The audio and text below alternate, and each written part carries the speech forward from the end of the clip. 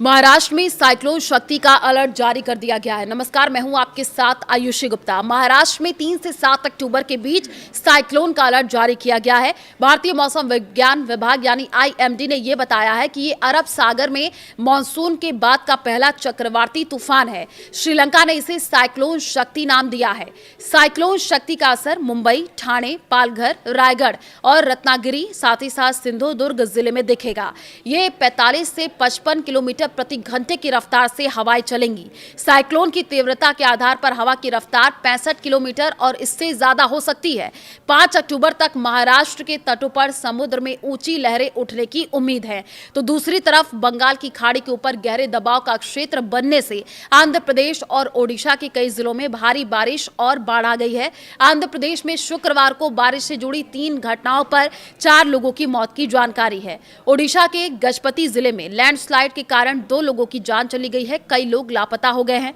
मौसम विभाग ने यह बताया है कि साइक्लोन शक्ति शुक्रवार को 8 किलोमीटर प्रति घंटे की रफ्तार से गुजरात तट से दूर द्वारका की ओर बढ़ रहा था। शुक्रवार रात 9:30 बजे तक तूफान का केंद्र द्वारका से लगभग 300 किलोमीटर पश्चिम कराची, पाकिस्तान से 330 किलोमीटर दक्षिण दक्षिण पश्चिम और पोरबंदर से 360 किलोमीटर पश्चिम में था। शक्ति के शुरू में पश्चिम की ओर और फिर पश्चिम दक्षिण पश्चिम की ओर बढ़ने की संभावना है, जो शनिवार तक एक भीषण चक्रवाती तूफान में बदल जाएगा।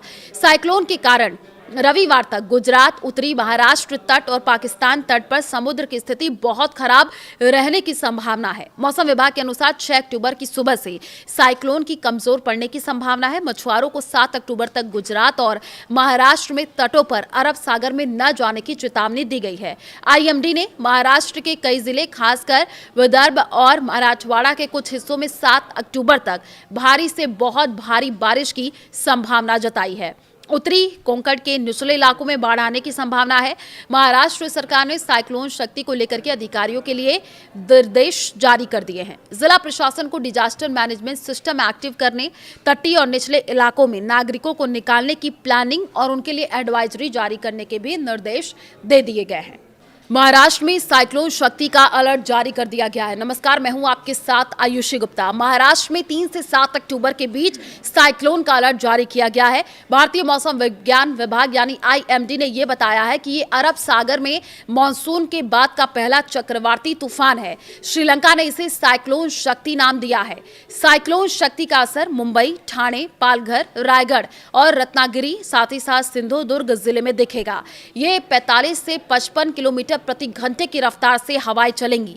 साइक्लोन की तीव्रता के आधार पर हवा की रफ्तार 65 किलोमीटर और इससे ज्यादा हो सकती है। 5 अक्टूबर तक महाराष्ट्र के तटों पर समुद्र में ऊंची लहरें उठने की उम्मीद है। तो दूसरी तरफ बंगाल की खाड़ी के ऊपर गहरे दबाव का क्षेत्र बनने से आंध्र प्रदेश और ओडिशा के कई जिलों में भारी बारिश और बाढ़ आ गई है। आंध्र प्रदेश में शुक्रवार को बारिश से जुड़ी 3 घटनाओं पर 4 लोगों की मौत की जानकारी है। ओडिशा के गजपति जिले में लैंडस्लाइड के कारण 2 लोगों की जान चली गई है। कई लोग लापता हो गए हैं। मौसम विभाग ने यह बताया है कि साइक्लोन शक्ति शुक्रवार को 8 किलोमीटर प्रति घंटे की रफ्तार से गुजरात तट से दूर द्वारका की ओर बढ़ रहा था। शुक्रवार रात 9:30 बजे तक तूफान का केंद्र द्वारका से लगभग 300 किलोमीटर पश्चिम कराची, पाकिस्तान से 330 किलोमीटर दक्षिण दक्षिण पश्चिम और पोरबंदर से 360 किलोमीटर पश्चिम में था। शक्ति के शुरू में पश्चिम की ओर और फिर पश्चिम दक्षिण पश्चिम की ओर बढ़ने की संभावना है, जो शनिवार तक एक भीषण चक्रवाती तूफान में बदल जाएगा। साइक्लोन के कारण रविवार तक गुजरात, उत्तरी महाराष्ट्र तट और पाकिस्तान तट पर समुद्र की स्थिति बहुत खराब रहने की संभावना है। मौसम विभाग के अनुसार 6 अक्टूबर की सुबह से साइक्लोन की कमजोर पड़ने की संभावना है। मछुआरों को 7 अक्टूबर तक गुजरात और महाराष्ट्र में तटों पर अरब सागर में न जाने की चेतावनी दी गई है।